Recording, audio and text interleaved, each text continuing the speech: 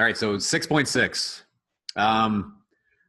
This one, actually, I'm going to try it. Like I say this all the time, but I'm going to try to be quick on this one because I really don't find this one's going to be that bad. It's just area and volume of a sphere. So you guys make sure you're just looking at your formula sheet too, right? You have your formula sheet for this one, and it just has both of them on there. So surface area and volume. So I won't get too much into where the formulas come from. I think we can just start doing some questions here. So question number 1 says the diameter of a softball is approximately 4 inches. Determine the surface area of a softball to the nearest square inch. All right, so it's telling us that the diameter of this guy is 4 inches. All right, so let's write down what the surface area of a sphere is. Okay, so the surface area of a sphere is 4 pi r squared. Here, and we'll go area is equal to 4 pi r squared. So looking at this, if I want to figure out the area, then really the only thing in this equation that I have to plug any number into is just the radius, right? And do we know the radius of the sphere? Sorry, you guys are muted, I guess. So the radius of the sphere would be half of the diameter, right? So it's going to be 2. So radius would be 2 inches. So we'll put it in. So 4 times pi times 2 squared. Okay, so you could at this point plug it all in. That'd be fine. I'll simplify it a bit because this would be really 4 times pi times 4. So that really, I could combine those 4s. That would really be the same thing as 16 pi. And then at that point, just plug it in. The answer is 50.3. Perfect. 50.3. And then that was inches. And then remember, we're dealing with the surface area, so inches squared. There. Not too bad, eh? All right, now. Number 2, the surface area of a soccer ball is approximately 250 square inches. What's the diameter of the soccer ball to the nearest 1/10 of an inch? All right, so this is actually just going the other way, right? So we have you got a ball. That should be a ball. And it's just asking us what the diameter of this guy is. Well, my formula, let's write the formula down just to get our bearings again. So we'll say area is equal to 4 pi r squared. And they want the diameter. I only really have radius in the equation, right? But that's not too bad, right? Because if I find the radius, then really I can just multiply that by 2 to get the diameter. So we need to solve for r. So let's do a little bit of algebra here. Last time I had you guys plug the numbers in first, and then we did the algebra. This time I'm just gonna do the algebra and then plug the numbers in after. That's actually a better way to do it, especially like in physics when we get into physics 20 next year. Yeah, that is a better way to do it. Doing that? You guys are doing physics 20 next year, by the way. Yeah. So all right, so I need r. Okay. So I need to get rid of this 4. I got to get rid of the pi, and I got to get rid of the squared. And I just got to do it in the right order. So what I'm going to get rid of first is going to be the 4 and the pi. I can do them at the same time. I don't need to. I could divide by 4 and then divide by pi, but I'm going to divide by 4 pi and do it in one move. So I'll divide both sides by 4 pi. So those cancel. So we get the area over 4 pi is equal to r squared. So very last thing, I don't want r squared, I want r. So I'm going to, yep, I can see. No, take the square root of both sides. So those cancel. So in the end, we get the area over 4 pi, and then the square root of all of that is equal to r. So then all that's left from that point is just to plug it all into your calculator, right? So we'll put the numbers in now too. So we'll say the square root of, and the area they gave us was 250. We got 250 divided by 4 pi. And remember when this goes into your calculator, guys, that you would put the 4 pi in brackets when you put divide, right? So the calculator knows what you're doing. And what is that? Does anyone know that one? I haven't done it yet. Give me a hot minute. Okay. Oh, I just did something whack. Give me another hot minute. 4.461441314. Perfect. I got 4.4603. Wonder why that was different. Oh, you know what? I pushed the pi button. You probably put in 3.14. Yeah. Yeah. Yeah. Either way, like it was right, Because really, in the end, we'd say 4 point and round that up to 5. So 4.5, and then we were in inches, right? So that was the radius. But just remember what we were actually looking for. We were looking for the diameter, right? So in the end here, that's going to be times 2, right? So 4.5 times 2. So the diameter would be 4.5 inches times 2. So the diameter would be equal to 9 inches.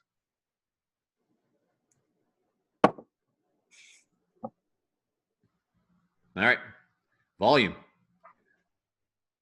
So the moon approximates a sphere with diameter of 2,160 miles. So anyway, first off, what do you think they said approximates? I just think this is kind of interesting. Like, why wouldn't they just say it's a sphere? And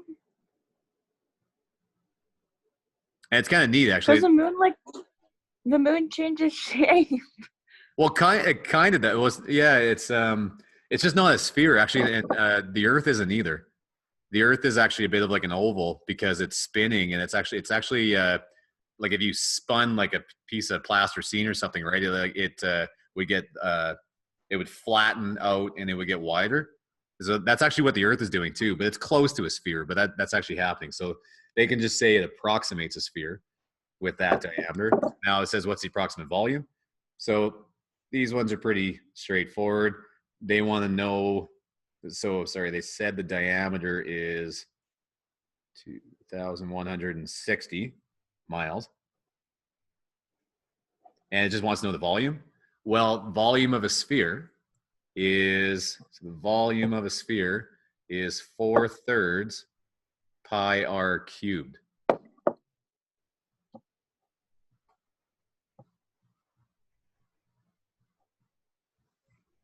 But I need r, right? They gave us diameter, so I'm going to say r is equal to 2,160 divided by 2.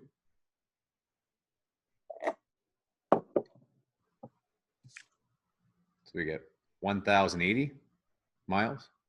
So that's the number that's got to go in. So we'll say, okay, so just filling it in, volume is equal to 4/3 times pi times, and then I put it in brackets, 1,080 cubed.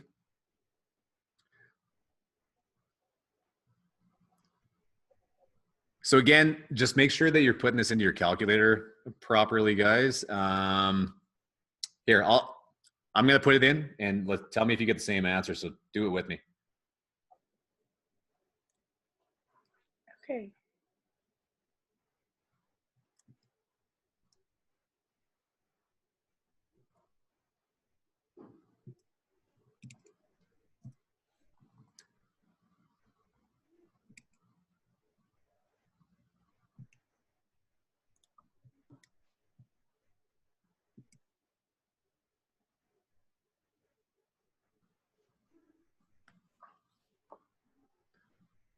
Anybody else get that giant number?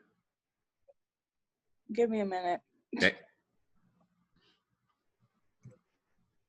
Okay, I got like 5, 2, right. 7, 6, 6, 6, 9, Nice. 2, 8, 6. So Nice. yeah, I got the same number. Perfect. So now you never would give your answer like that, and you guys are taking Science 10, so you've done this before. I only have 4 sig digs in my original question. So by me putting all those digits, that's not right. I'm not that accurate, right? I can't be that accurate. I can only be accurate to 4 sig digs. So technically, the way we should write this would be 5,276. yeah, 5.277. I'd round that up, and then times 10 to the, and then how many did we move there? So that was 1, 2, 3, 4, 5, 6, 7, 8, 9. So times 10 to the 9 miles cubed. So that's technically the way you would want to write that, so that we were actually like having the proper sig digs and the proper accuracy there. All right, next one. Number 4. So it says a hemisphere has a radius of 5 centimeters. What's the surface area and volume of the hemisphere? So we'll do surface area first. So the area. So a hemisphere, let's see if I can do this. Hemisphere just means half of a sphere. And it tells us that this sphere has a radius of 5. So really the best way to do these probably, we have a formula for the surface area of a sphere, right? That was one we were using up here, that 4 pi r squared. So to do that one, what I'm going to do is I'm going to say the area is equal to 4 pi r squared. Now, I could just find the area of this thing, right? And then divide it by 2, right? Because, well, actually, I guess that won't be quite right, because the area is going to be a little bit tougher. So I find this thing, I divide it by 2, but then think about what that's going to give us. That's going to give us all of like the outside of this thing. But when I cut this thing in half, think about what I just exposed, right? There's a circle on the top that I need to account for. So what we're going to do is we're going to take this formula for an entire sphere. We're going to chop it in half. We're going to cut it in 2. So divide by 2. But then we're going to have to add that blue area, right? We're going to have to add the area of that circle on the top that we just exposed. Okay, so let's do that. So we'll say the first part, I'm going to say the area is equal to. Now, I'll do it right in the question, right? So if it's, oh, okay, let somebody in. No, we don't. Never mind. Let's go. So if we had 4 pi r squared divided by 2, are you guys good with this? That 4 over 2, right? I can just go 4 divided by 2. That would turn into 2 pi r squared. Right? We can do that first. You also could have just went 4 pi r squared and then divided that number by 2. That'd be fine. I just want you guys getting a little bit more used to doing it beforehand too. All right, so let's say the area is equal to 2 times pi, and then the radius they told us was 5 squared. So the area is equal to, so that's going to be 5 squared is 25 times 2. I could call all of this 50 pi.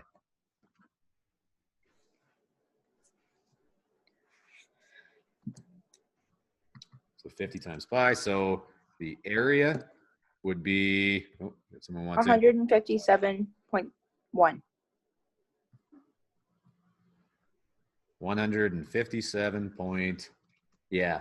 And what we like to do when we're doing these questions, leave a bunch of digits now, like we'll round it at the end, but you want to leave a bunch of digits before we come to our final answer. So I'm even going to leave it like 0, yeah, 796 even, right?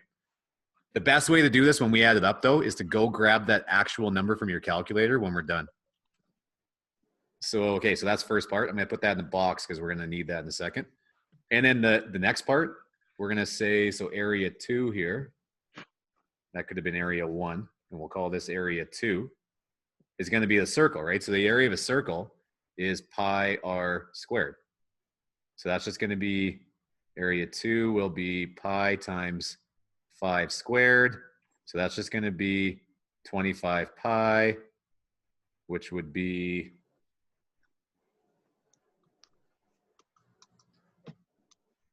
oh, 78.539. Yeah, 98, right? So just leave those digits kind of long. And these should have been, what is that? What's this in mile? Centimeters? So this would have been centimeters squared, and this would have been centimeters squared. Okay, and then remember what we do? We just add up everything in the boxes. So like I said, go find the numbers in your calculator though. So with that plus, and then go back up and find this number from above and add them. So I end up getting, so overall 253. Yeah, so we get, here, I'm just going to say area total to be equal to area 1 plus area 2. So that's going to be 5.6. And again, we'll just look at our sig digs. We only had 2 sig digs there. So technically, this should only be, well, let's do scientific notation again, I guess. 2.4 times 10 to the 2. In physics, I'd be a lot more strict on that, and that would be centimeters squared. But for now, like I would have been okay with this one. 2. That would have been fine. Okay, so that was area. Now volume's a lot easier. So volume will be very similar, but volume will be, so if we had our cylinder or semicircle again, that was a lot better. And this is 5. Okay, so the volume of a sphere, remember, was 4/3 pi r cubed. Okay, so volume will be equal to 4/3 pi r cubed. So the volume will be equal to, let's do this too. I hope this doesn't confuse you, but I like playing around with the numbers in the equation too. Instead of just putting it all in and dividing it by 2, let's go 4/3 pi r cubed, and then we need to divide this thing by 2, right? So what I'm going to do is I'm really just going to put a 2 like down in the denominator, right? Down in the bottom, right? We're just going to divide it by 2 there. And the same type of thing happens, right? The 4 and the 2 there can just cancel with each other. So that would cancel. This would turn into a 2. So our equation just right off the bat can just change to V is equal to 2/3 pi r cubed. And again, if you don't like that, that's fine. You could have just put it in as 4/3 pi r cubed and then divide your answer by 2. You get the same thing. So I'm going to do it this way though. So we'll say volume is equal to 2/3 pi times 5 squared.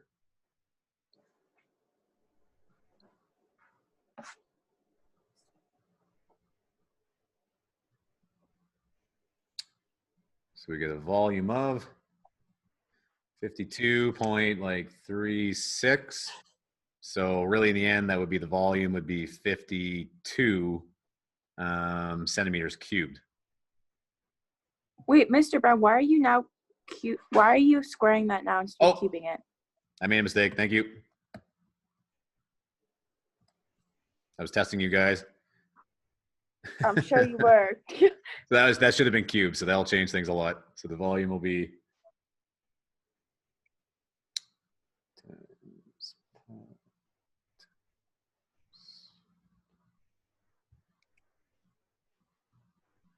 that did seem low. 261.8. And that'd be good. So we'd say centimeters cubed.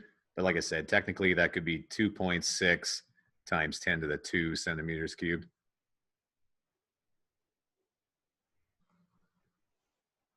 How are you guys with that? Oh, and by the way, why were we able to get away with that with volume, right? We just cut it in half and didn't do anything else, right? Last time we had to account for like the circle on the top. Volume's a lot easier because volume is just the amount of stuff that's in it, right? So an entire sphere would have been, that whole thing. So really with volume, we just did have to just cut it in half and that was it. So volume is actually a little bit easier than surface area that way, right? Surface area was the tricky little bit where when we cut it in half, we expose that circle on the top. But with volume, all we have to do is just cut it in half and then you're done. So that's it. You guys have a bit of time now. Here, I'll stop the video here.